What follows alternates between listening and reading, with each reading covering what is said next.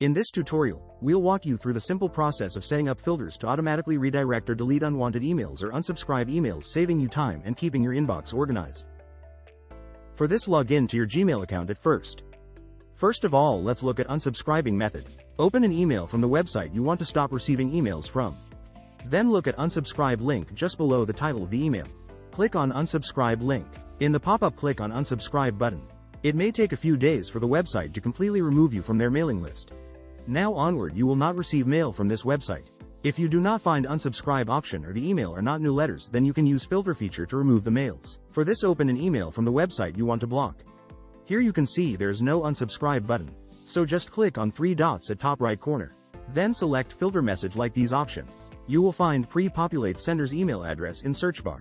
You can leave other option as it is and then click on create filter button. In this new window, click on deleted option so that any new emails appears with that sender, then it will automatically delete it. Finally, click on create filter. In this way we can stop annoying emails or block emails from any website in Gmail. This much for today. If you like this video, please like, share and subscribe to the channel. Also click on bell icon so that you will not miss any update.